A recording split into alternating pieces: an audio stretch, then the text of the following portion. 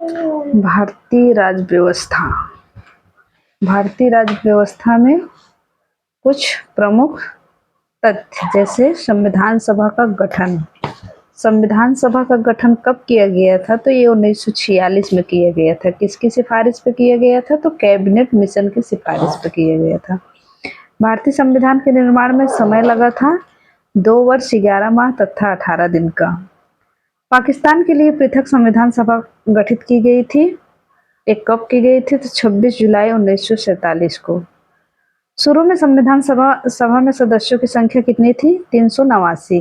देश के विभाजन के बाद संविधान सभा में सदस्य रह गए थे कुल मिला के 299। स्वतंत्रता के पश्चात देश में रियासतें थी 542। भारतीय संविधान की प्रकृति क्या थी? तो ये एकात्मक एवं संघात्मक थे। संविधान सभा में किस रियासत के प्रतिनिधियों ने भाग नहीं लिया था? तो ये था हैदराबाद के रियासती प्रतिनिधियों ने भाग नहीं लिए थे।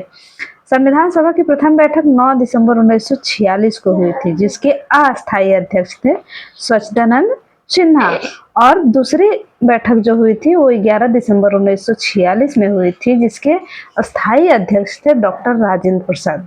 संविधान सभा के अस्थायी अध्यक्ष थे डॉक्टर सच्चिदानंद सिन्हा।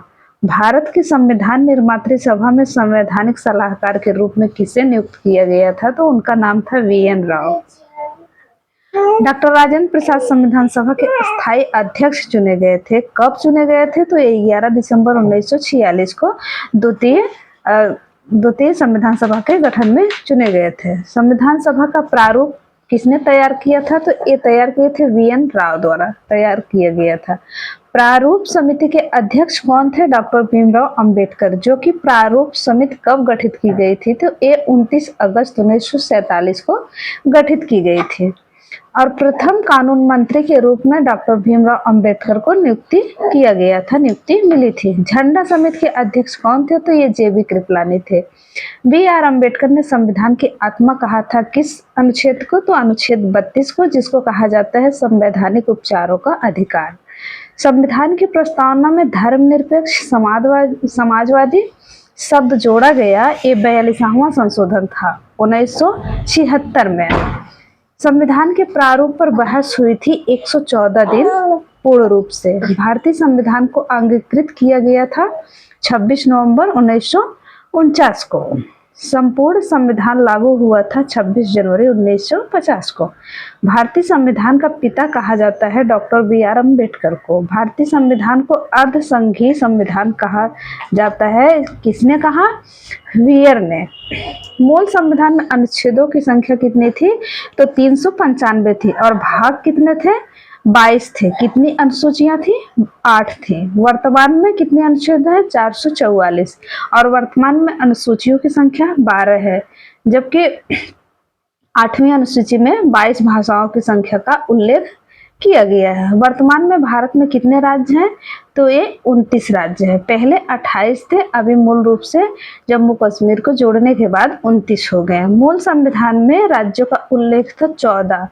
संविधान में देश का नाम था भारत अथवा इंडिया। संविधान का सबसे बड़ा भाग कौन सा माना जाता है? तो 5वां माना जाता है।